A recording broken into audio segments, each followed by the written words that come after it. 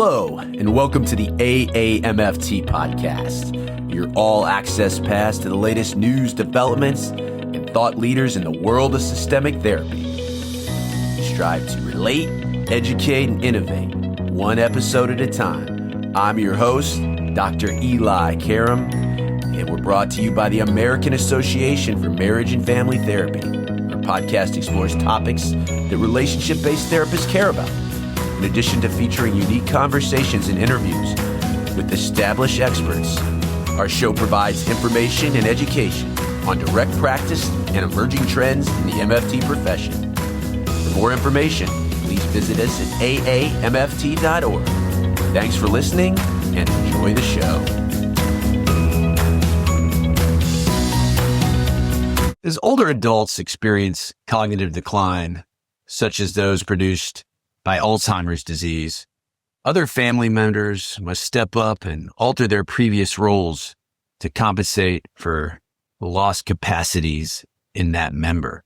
Families must restructure themselves into new role configurations that engage them in different decision-making processes that their loved one is no longer able to competently make.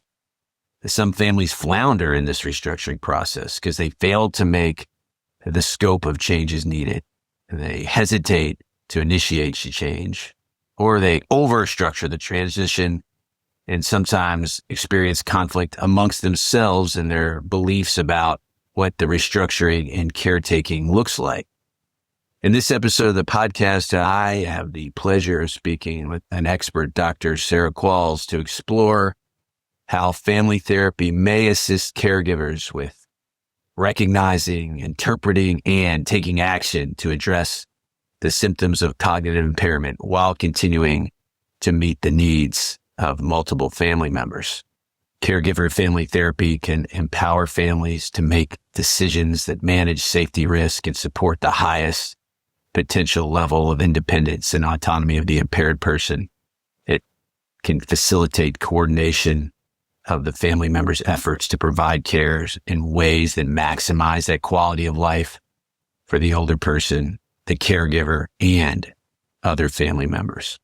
Dr. Sara Qualls, since 1984, has been a member of the psychology faculty at the University of Colorado at Colorado Springs. She just retired from academia last year, but she is still so vital and active in this work.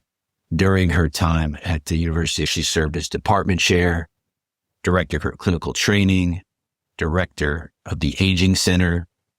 She taught doctoral students, maintained a lab, and conducted research on a caregiver program within the department's training clinic that she will distill down today, wisdom from all those years of experience. She's published several books, including an edited series on clinical geropsychology with Wiley, and how I first discovered her, a video of caregiver family therapy that was developed at the University of Colorado Aging Center. She has worked collaboratively with colleagues and community partners on the National Institute of Aging funded technology projects to foster health and well-being in older adults. In 2011, she was the chair of the APA Committee on Aging and served as the founding officer in APA Division 12, Section 2. That's the clinical geropsychology branch. I learned so much through Sara's articulate words and wisdom, and thank her so much for sharing her very personal connection to this material as well. I hope you will enjoy listening to this as much as I did talking to Sara. We'll be back after the interview. Sara, the first question is always on the show. We like to know about the psychotherapy origin story of our expert, specifically your interest in family caregiving for dementia. I'm delighted to share what I know and what excites me. So I think origin stories are fascinating also. I could talk about in my family of origin how much contact I had and was taught to interact with people with dementia by my mother and my father. Just in everyday life, they just taught me that didn't have to be scary. And that was really foundational for me, so that when I landed here at the University of Colorado Springs in 1984 and was drawn into the Alzheimer's support group that was just newly formed as a regular speaker, I was really in a good position to hear the experiences of these caregivers, spouses, adult children, etc., who were struggling with all kinds of loss and all kinds of stress and all kinds of change in their relationships. And that began my real training, was these families that taught me what they were experiencing and some limits to what I knew about what to do about that. And got me really thinking about, wow, the field of family therapy just has not fully addressed the transitions in families in later life the way they have addressed child rearing processes. So that's what I spent my 40-year academic career doing, and I still spend my clinical days doing. And I'm curious because this was in the 1980s, the mid 80s, where we know certainly a lot more about Alzheimer's, but back then it was a different world. What do you think are the biggest changes from the mid 80s when you started and currently, as far as how the medical field addresses dementia, but also how the mental health field has a take on it? I think the medical field has made leaps and bounds in recognizing the prevalence of it, and therefore does a somewhat better job of screening for cognitive impairment, at least. They don't always do the best job at addressing it because we don't have treatment for most dementias, and families are often left with the notion that maybe try this pill, it may slow things down. And that's really where we are. That's honestly where the medical industry is. I think what's happened more powerfully since the mid 80s has happened in the social services and housing and legal worlds, where we now have housing that wasn't available then. We didn't have assisted living when I started in the field. We had board and care, but we really didn't have assisted living, which is a major industry.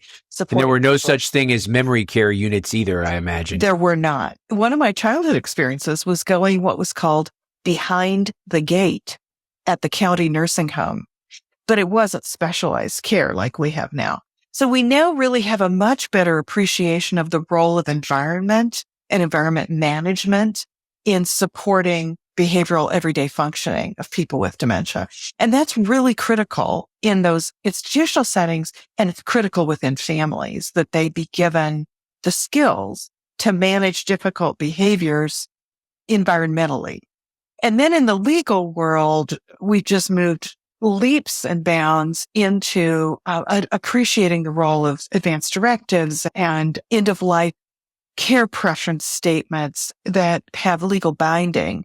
The assignment of decision-making to a proxy decision-maker is so critical. And now when you go into the hospital for surgery, it's expected that you will have some kind of advanced directive in the chart. That was not happening even through the 90s consistently. That's been huge. We've been able to help families navigate cognitive decline in one member without having most of the time to go for guardianship, for example, by using advanced directive legal tools. That's been huge. So we can't cure the disease, but we have way better strategies for managing it and for empowering families to navigate the shoals of dementia care, the really tricky financial exploitation, et cetera. We have better tools in those arenas than we actually do in the medical arena. And interesting, I think as systemic therapists, we need to know about those advances that you're talking about. And I'm curious what you think is the essential psychoeducation that people in our audience, systemic family therapists, need to know before beginning to work with a family caregiver of a dementia patient. I believe that there is no way you can work effectively without being able to read a neuropsych report and translate it into everyday action. I don't do neuropsych evaluations. I was trained in them, but that's not my preference. I'm much more interested in helping families use the information that's there, the cognitive strengths and weaknesses, the ways those are going to show up in everyday life, That's really important. And if you're not comfortable with that, do some CE credit to get comfortable with that. I think the second area really is... Let me ask you, jump in there. These neuropsych reports, I don't assume that even a good report has been explained to the family or the caregiver. So part of the job of the therapist is to really understand the report first and then make sure that the family or caregiver understands what's in that report. What is your experience in collaborating with the person that did the neuropsych eval or pushing back on the client to get that information from the physician or the evaluator? First, I would say that many families come into my office, whether it's one individual or multiple individuals in the family, not having an evaluation and not really knowing what they're working with. And they're often naming what they're seeing in ways that are inaccurate. So an example, a very common example, almost stereotypic example, is someone calling and saying, I wonder if you'd see my mother. I think she's depressed. And I ask what they're seeing, and they describe passivity and loss of joy. And I ask, does she have any memory problems? Oh, no, she knows me. That says to me that this person associates memory problem with very advanced memory problem. So I don't know what they really know about cognition. So then I ask something like, who manages your mother's finances? Oh, goodness, we do. We took that over 5 years ago. That family member has said to me in that 2-minute conversation, I'm witnessing change. I'm naming it depression, motivational, because that's what it looks closest to me. I don't think it's dementia because the person knows me. They have intact primitive cognition, but their executive function has declined to where they can't manage everyday financial arrangements. But the person doesn't notice that. The client, of course, isn't a clinician. It's not their job to do clinical assessment. So it's my job to know what to ask so that I can help the client tell me what they see, and then I can help them figure out how to get a good evaluation. So before I ever get a neuropsych eval report, the first step I often have to do with families is help them figure out how to name the problem they're working with by getting an appropriate evaluation that usually starts with primary care. It might take them to neurology. It might take them straight to a neuropsychologist. Yeah. So we shouldn't assume that the caregiver or the family of caregivers already has that. And many times, as you say, that is not what they come in with. And furthermore, I can't assume that what they name the problem to be has the same meaning to them that it does to me. I got it. Go ahead. It has some meaning to them, but I need to, much like in work with children, what the family names the problem as and what I as a clinician might see the problem as might be really different. So I want to get a really good behavioral description and then decide whether I need to help them navigate to get a more thorough evaluation. Got it. So all right. Families come in with a history. My dad's always been an alcoholic. My mom has been depressed off and on in her life, and she's depressed again, but now it's affecting her more. Families come in. This is going to be my thesis through this whole podcast, Eli, is that families were families before they were caregiving. So whatever they were doing, whatever frames they've used to make sense of each other's behavior and their relationships, they will apply now also. So they often haven't even gotten an appropriate evaluation to bring new language or new understandings to what might be a situation that has some features that are familiar from the last 60 years and some features that are very novel. So my first task is helping them sort out and describe for me what they're seeing. We developed a scale, the behavior problem checklist scale, so that families could tell us, is there a problem from 1 to 7 on a whole bunch of descriptors, cognitive, emotional, practical, basic daily activities, laundry, doing house maintenance. And the reason somebody may have a problem could vary from back deterioration and physical mobility problems to addiction to pain medication to dementia. I don't know what the reason is. I just want to first get a description. Because what we've learned over the years and in our work together in our clinic and our lab is that when families tell us there's a problem, there usually is a problem. They aren't always accurate in putting a number to it the way I would. And their explanation for the problem is often inaccurate.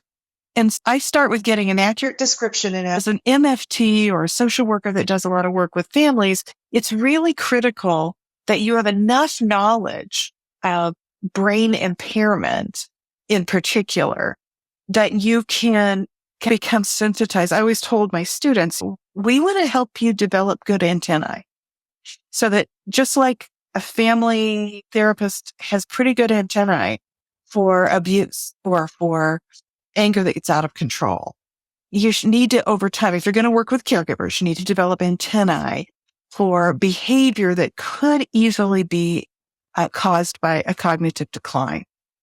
And then you've also got to develop an understanding of what the process of evaluation is. Sending them to primary care is a beginner, but often primary care isn't quite sure what to do next. Even sending them to neurology may not get them the best answers around dementia care or enough answers around dementia care, because the role of neurology is to rule out more gross psychomotor and cognitive changes, and they play a critical role. What they don't end up offering is the kind of analysis of specific cognitive strengths and weaknesses that the family needs to modify their at-home behavior. So it's necessary, but not sufficient. And so that's where we bring in the neuropsychologist or a neuropsych evaluation so that we can give the families from that report a deeper understanding of what can this person do and what are they really struggling with? How can we use their strengths to compensate for their weaknesses? How should I change my expectations for supporting them? And where are there going to be some tricky legal and ethical challenges that we're going to navigate as a family around this person's dignity and identity and autonomy, and yet supporting what they're struggling with, even if they don't have insight into that? Let's tackle those areas as we move forward so we can think of this as two sides of a coin. Sometimes the caregiver or caregivers are coming in because they want just that. They need a plan and they need a family therapist to help them coordinate that plan in conjunction with this neuropsych report that talks about the strengths and weaknesses. But then sometimes the caregiver is just coming in because they themselves are just overwhelmed. They can't do it anymore. And I'm curious, just from a research perspective, what are the major health and psychosocial consequences of caregiving for a dementia patient? I would organize that around sort of 3 points. I think first, every caregiver is dealing with changes in their relationship with the patient. So what does that mean? What is that looking like? And are they navigating that cleanly, or are they navigating it in ways that are adding stress? Secondly, what is the challenge that this caregiving is placing on the caregiver's life structure? What have been the changes in the way the caregiver deals with his or her own resources of time and money and social support? What's the impact on the caregiver? Do they still have what they need to stay with their nose above water? And then thirdly, what are the other challenges in the family that might be making caregiving extra hard? It's pretty common that we hear that the family isn't all on the same page about what the problem is. Yeah, she's got a little memory problem, but you're making too much of it and you just want to take over. You're just abdicating. You're not wanting to step up to the plate. You've never wanted to step up to the plate. So sibling relationships or parent-child relationships that has had simmering conflicts often flare in the context of the ambiguity of the cognitive decline. And I say it's ambiguous because Colleen Boss talked about ambiguous loss, and Alzheimer's is such a perfect example of that, of decline, where the person is still the person, but they aren't. How much decline is there? How far do I step in? Those questions are tricky. They're hard in the best of circumstances. Put that in the middle of a conflicted family, and now you have families fighting over strategies for care or beliefs about the cause. that really add to the stress of the situation for the primary caregiver. So what we know is that primary caregivers of people with dementia over time are really at quite an elevated risk for depression. There's some evidence that they're at an elevated risk for compromised immune function. There were some dramatic data presented earlier 20 years ago that it's a little less clear that's really a dramatic effect. But it's a meaningful area for consideration that a caregiver is putting all their energy into the level of service to a care recipient with dementia that's needed, doesn't have the same resource to take care of themselves. And as a family therapist, you can expect that you need to be curious about self-care in the caregiver, much like you would if you've got a family dealing with the onset of serious mental illness in a young adult or an adolescent, for example. Self-care is important. It's the same strategies we use at all points in the lifespan, but the barriers to doing it can be different. So the context of dementia care just presents some unique barriers. Yeah. So we're talking about the barriers. What do you think the barriers are for these caregivers or caregiving families for even seeking the services of a family therapist or systemic therapist in the first place? I think the biggest one is that they don't know what they don't know. Often they don't know, is there a problem? And they've been really hesitant to speak of the problem because they don't want to embarrass or shame the care recipient, nor do they want to be whiny. I have this image of many of the caregivers are standing with 6 fingers in hold in the dike, and they're pretty much up against the wall with their fingers spread out, plugging holes that are problems. And they haven't known if they should ask for help or if are they making too much of it? So literally their lack of clarity of whether there's a problem and how big it is the first big barrier that just keeps them from even asking for help often. And then if you consider what I said earlier about those stereotypic phone calls that I get in my practice, they often are naming it in a way that takes them the wrong direction. So they call for services for the care recipient, but they don't realize that it might be that the care recipient's problem mostly is going to get handled in the environment. And so really the caregiver is the one that's going to need the most coaching and support to set up the environment so that the care recipient's functioning rises. If you've got a good environment, the care recipient will behave in ways that are calmer. They'll be less combative. If you have a poor functioning environment, then the care recipient is going to get agitated and distressed and become combative.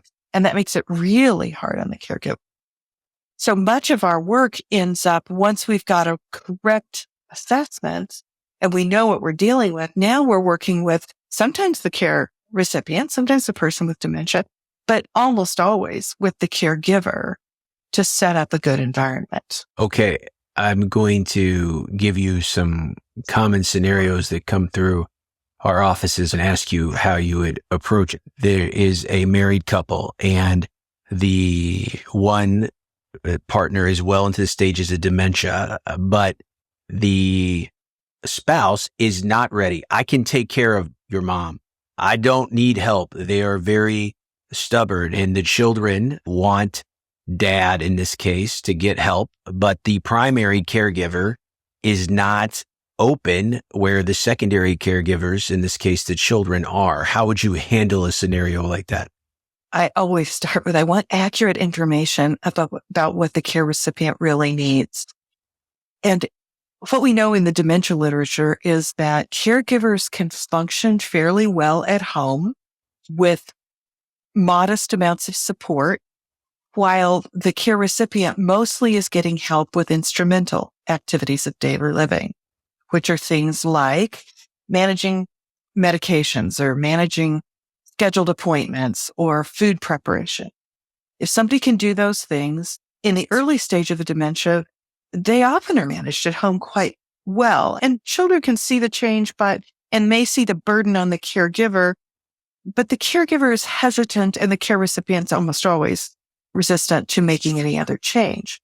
It's in the middle stage that we talk about of dementia care when the care recipient starts to have trouble with hygiene or their sleep starts to be disrupted, that basic ADL care, bathing, dressing, feeding, transferring, ambulating, when those start to be compromised, families now are in a much rougher situation, and caregivers who are devoted to keeping the person at home often start to fray at the edges. And so adult children see that and want to protect the caregiver. And so they start talking about placement or they start bringing solutions. And that's the point where I'm really interested, if I can, I love to get the whole family together, even if some are on Zoom calls and some are in the room or all are on Zoom calls, so that we can talk through what the actual care needs are and where the rubs are and what the real cost of bringing help into the home is and exactly how we're going to work with the care recipient's resistance to receiving care from strangers. What language are we going to use? How are we going to do this together? Because those are the things that get in the way of caregivers, especially spouses, insisting on bringing care into the home to provide assistance. And I will say that the line in the sand for almost all caregivers for placement or round-the-clock care is when the person's day-night gets shifted, if it ever does, or when the person becomes incontinent, so that they do have nighttime care needs, even if they're sleeping, but their incontinence is affecting the integrity of their skin and their safety. And so no one can provide 24/7 care. It's in an extended way. No one person can. In a facility, we put people on shifts because you can't do that. The same thing's true in the home. And at that point, now we have to start thinking about what's the smallest change that would make a difference and what is the path to care that can respect and respond to the dignity of the care recipient, the caregiver, and the family's resources. Because sometimes spousal caregivers will say, my kids would just do more. And sometimes that's realistic and sometimes it's not. Or sometimes the spousal caregiver can't see the level of deterioration they're in. To this day, Eli, my dad, who just turned 101. Wow, that's quite a run. Wow. He cared for 2 spouses with dementia, and he has memory issues now. And he no longer remembers the point at which he started having to wear suspenders because he'd lost weight during the care of our mom in their home. But we kids could see his decline, and he couldn't even see it at that point. He was standing there with all 10 fingers in the dike, and his face was up against the wall. He couldn't see anymore. And so we had to work with him then on, look, Dad, this is just not sustainable. And Mom doesn't know you consistently. And sometimes she's really frustrated by the fact that she thinks you ought to be your husband, but you aren't. Let's try putting her where she has staff that she knows aren't familiar. I think she'll be less agitated. Let's just try it.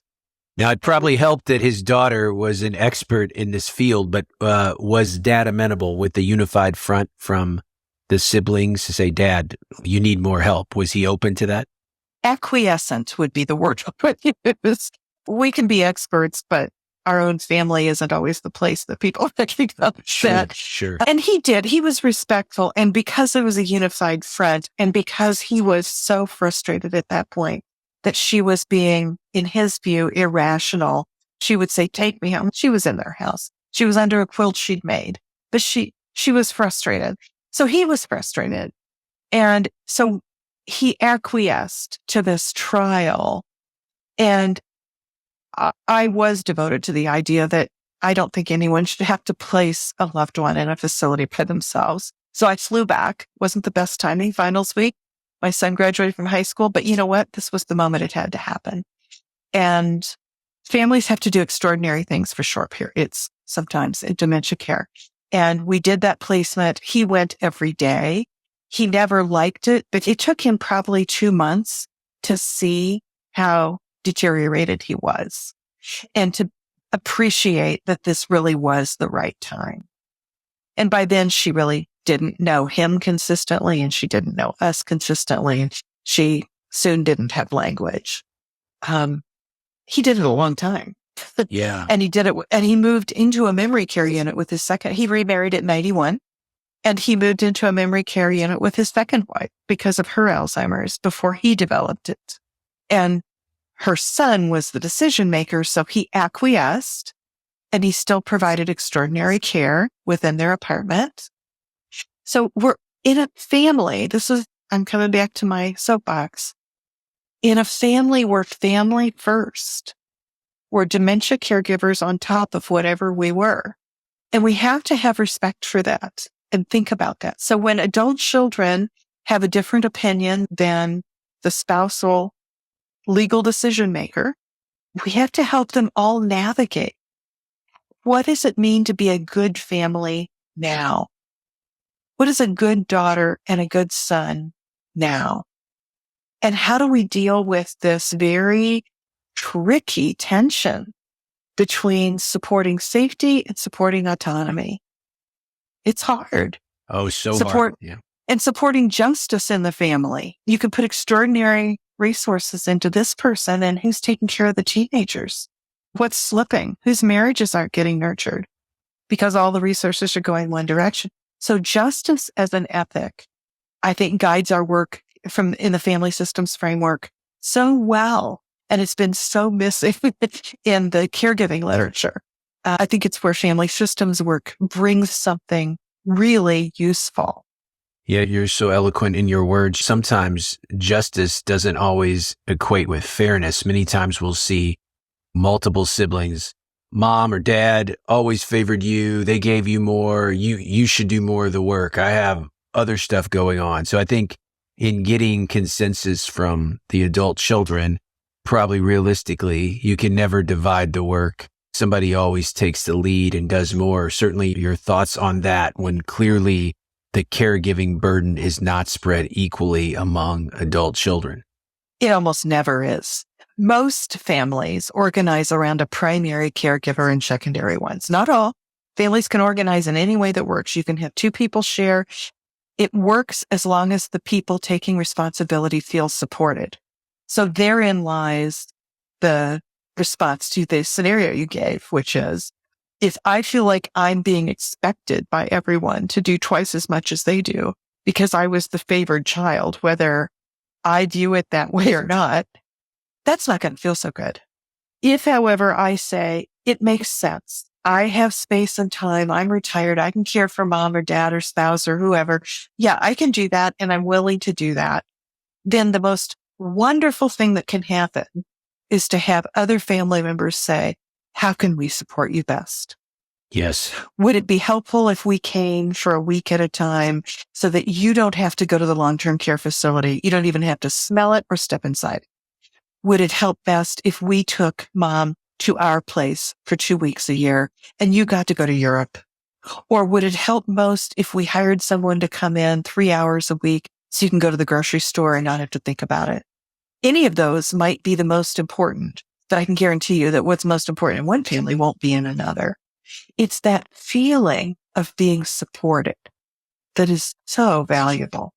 And sometimes you can support with your physical time and caretaking ability. And other times, and I see this in some families too, where a sibling that is not geographically close, they will contribute more financially, which also, when we talk about the challenges of this work, you're speaking of the legal ones, the financial constraints on some families also increase the caregiver burden. I wonder, what your thoughts are on that, or how you talk to caregivers about the financial cost of caring for their loved one.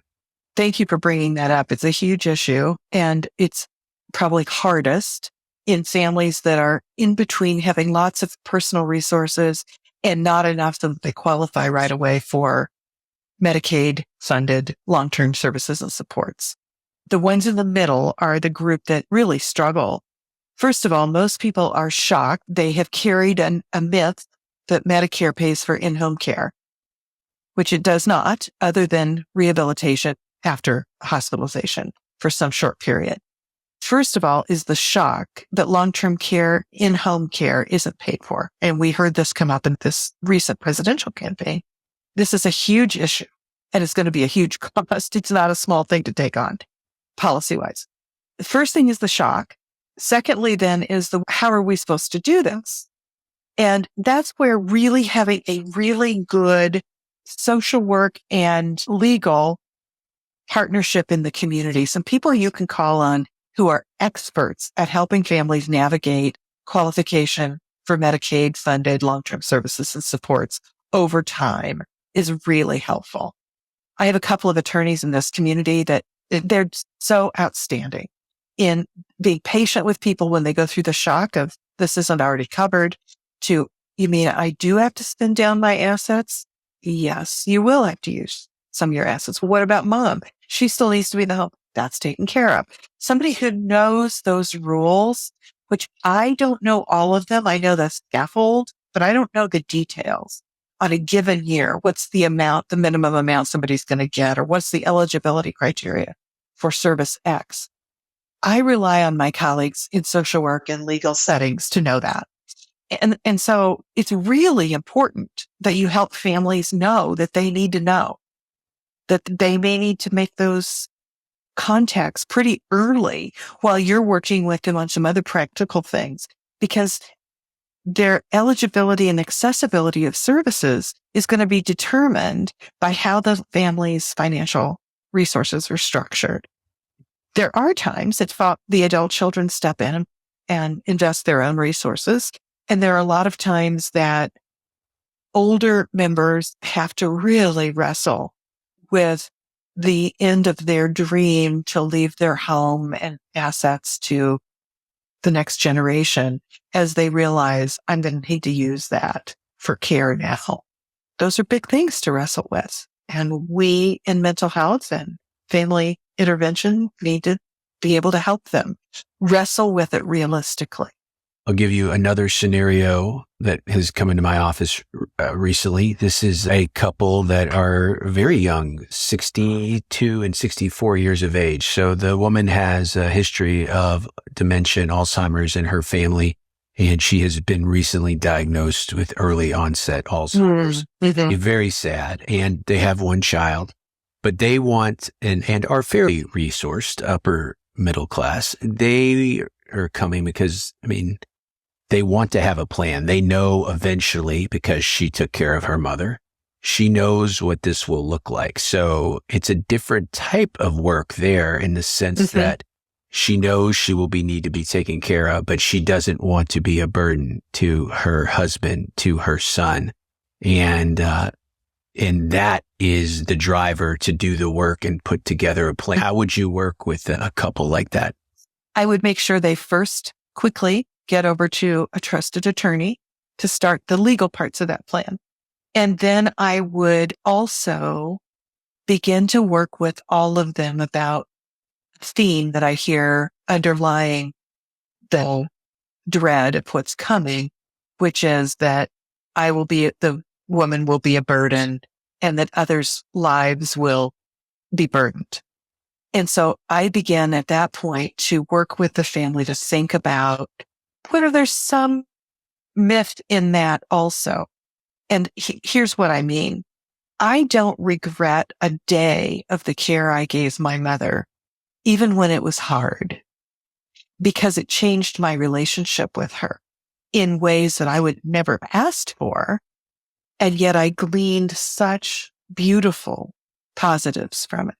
When I think about me developing a dementia in some hypothetical future, I go straight to the negative aspects of the burden. I forget that there are also positive possibilities. And I really appreciate how the disabilities advocacy community has helped us unhook from pity to appreciate difference. And the beauty of parenting a child is different doesn't take away from the work involved in it, nor does it elevate it into sainthood. It's just different. And it's another way of being parent, sibling, blah, blah, blah. I think the same thing sometimes needs to be part of our work with dementia families.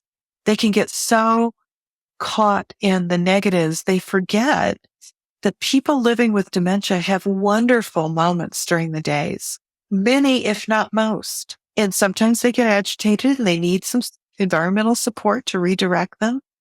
And they will have wonderful moments. So we can help families talk them back from the ledge of this is awful, this is horrible, this is going to be just a huge burden. My husband's going to lose his life. My son's going to lose this important period of his life. Whoa, let's back that up a little bit. This is going to have some challenges in it. No doubt. And you know better than most because you've been through it. But let's also remember there's some wonder in it. There's some beauty.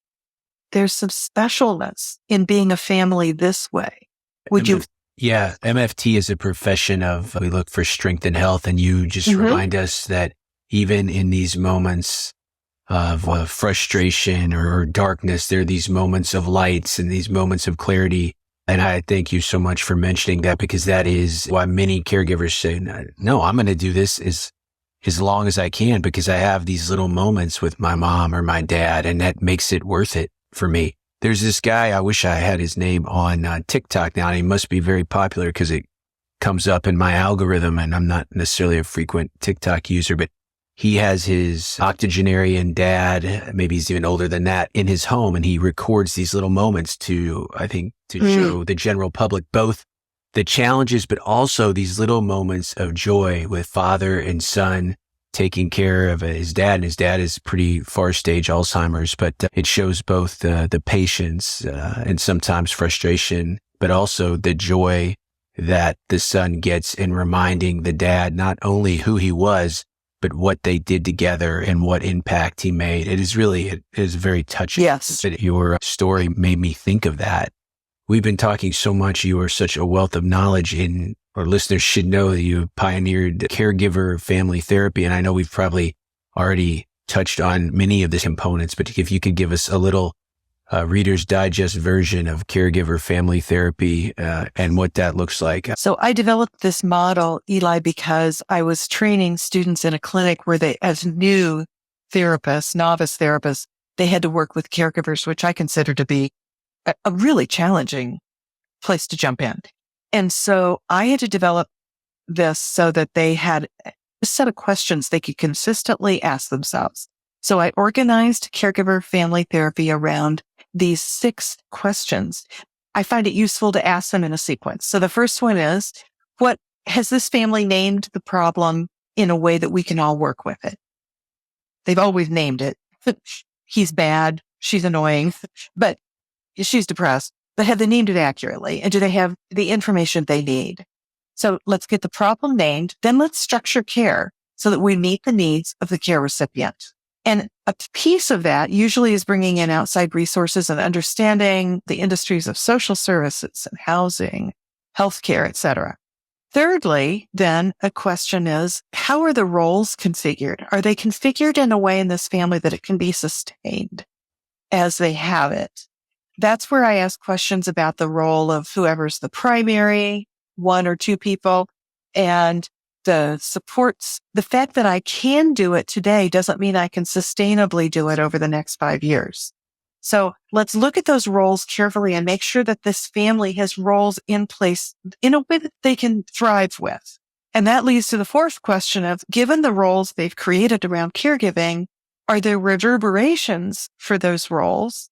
Are there reverberations of this caregiving role that are problematic? Yes, I can do it. I can get up in the middle of the night. I can change diapers. I can do whatever, but can I still go to work the next day and be decent with my colleagues?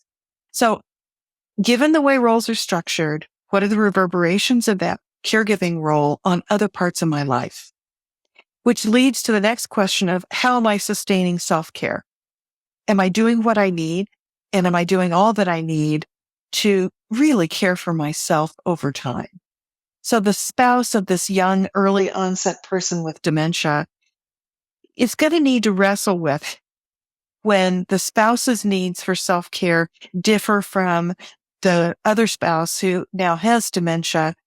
When their needs are different around self-care, how are they going to do that? And how can the caregiver spouse do it in a way that doesn't have to take on a burden of guilt? You're going to need to move on. You're going to need to support parts of you that the care recipient no longer needs supported. So moving on. So that self-care takes into account a lot of things.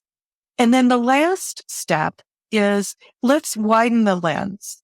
Let's take a step back from this system that's now set up and seems like it's working and ask the question of what would be likely to shift in the system that would make this current organizational structure no longer work.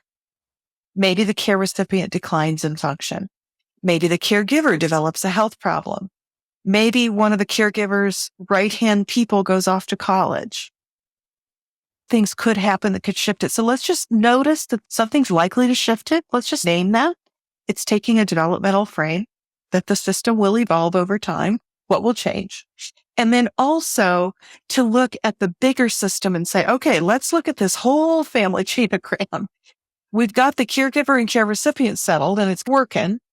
How's everybody else? How are the 5-year-olds? How are the grandchildren? What are they missing out from granddad because he's devoted to taking care of grandma? Or what about the teenagers whose parents are so involved in care that they go straight from work to the care facility and they're not home as much? What's getting lost there? What are the risks? How do we make sure everyone's developmental needs can be supported in the family system the way it's operating? When we can say all those things, we've now finished an episode of care. And usually caregivers tootle off out into the universe to do it. And they will call again and say, something shifted. I'm lost. Conflict's coming up. Can I come back in for a booster, or I need to do some more work here? I love all of those questions, especially because I find a lot of times, like some of these examples we've given today, when you're working with a family, okay, they're not ready. They want to honor their parent or their spouse, so they're not ready to give that up yet. But when these, I call natural consequences happen, which you mentioned earlier around hygiene or a slip or a fall or something like that, these are the things that trigger plan B, so to speak. And by those questions, you're helping families articulate what the plan is and when the episode to come back and then make the plan. So I think it's hard to argue with any of those 6 questions. So what a great framework. So you have devoted your life for this, and your personal, as you've shared with us today, has impacted your professional. Many people in a training institution or therapists in training listening to this show, they maybe had a developmental family life cycle class that talks about aging, or maybe they've had a special populations class where there was one lecture on caregiving or dementia. But what do we need to do as a group of mental health professionals to better train the therapist of tomorrow to deal with these situations? Number one. And then number two, if I've been listening to this and I want more information or training on what we've talked about, where are some good places to go? I think that part of our training in mental health professions is learning humility about what we can't know, what we don't know, and what we can't know before it walks in our door, and to be humble. One of the first lessons I learned on family therapy unit over 40 years ago was you're inevitably ignorant of every family you walk into. It's inevitable. You couldn't possibly know this family system. You get inside, you figure it out. And given that ignorance, I've always emphasized to my trainees and to myself the importance of having case consultation. I have a case consultation group. I've been doing this work 45 years now, therapy work. I have a group that we get together once a month and we talk about our hard cases where we're lost. Because I still get lost, and I bet too still get lost. What therapist doesn't in a given case?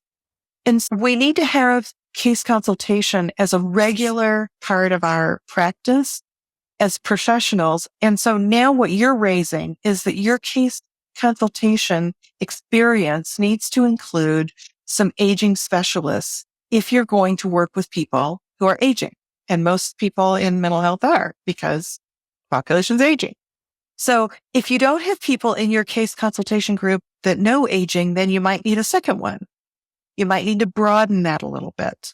Form some friendships so that you can run something past. I have an attorney friend who will call and just say, I need a 5-minute case consult. And she gives me the thumbnail and I say, here are the things that come up in my thinking. I would suggest maybe you might want to send this person to X, Y, and Z. We just need people that we can count on for that. And aging is one of those areas that really has unique knowledge base. I wouldn't work with children. I don't do any work with anyone under age 55 unless they're a caregiver, aging family member. I just don't know all of the resources and all of the questions I need to ask. Humility is important. And if you're going to venture into a new area, get some new case consultation options. For training, we now have a couple of several wonderful resources, but I want to name a couple for you. One is that the Rush University Medical Center now has a center called E4C. There are 4 E's: educate, empower. I don't remember the other ones, but it's all centered on providing training for professionals in mental health and aging. It's a wonderful center. There's information on integrated care. There's information on all kinds of things. I just did a 3-session series for them in September that's part of an archive that people can access there. Almost all of it's free to people, and you can get CEs. You have to pay for those, but there's a mechanism there. So go to Rush University Medical Center. That's a great one. There's a woman named Regina, Koepp. It's a podcast series that's designed for helping people access mental health and aging training that didn't get it when they were in training formally, either because it didn't exist or because they weren't interested, but they've now are. So some of those kinds of mechanisms, I think, are really user-friendly for professionals who are out in the field already providing services. I love all of that. And as you said earlier, you train your therapist to be humble, and you are as well. I've found out about you because I saw this old APA video of you doing the work, which led me to your book, which is over a decade old, but it is still if you like what we talked about today, all of that is in there and then so much more. Talk about caregiver family therapy that you wrote with your colleague, Ashley Williams. I would add one more, a new book that came out this summer that several of us, there were 5 or 6 of us authoring, is part of the Hogreath series of therapies that work. And we have one on family caregiving with dementia. And it's just a summary of everything that has an evidence base, whether it's try this, do that, think about it this way, here's some assessment tools. But it really is very practical. The first author is Dolores Gallagher Thompson. And that's a really helpful little book. It's very easily accessible and it's written for providers. Outstanding. Again, you are a wealth of knowledge. I thank you so much for sharing your professional wisdom, your personal story, and anybody that you've gotten to train or any family that has gotten to work with you over the years is sure lucky. Eli, back with you, bringing to a close another informative installment of the AAMFT podcast. Did you know that AAMFT is active on all your favorite social media channels? Be sure to follow us, the AAMFT, on Instagram, X, Facebook, and LinkedIn.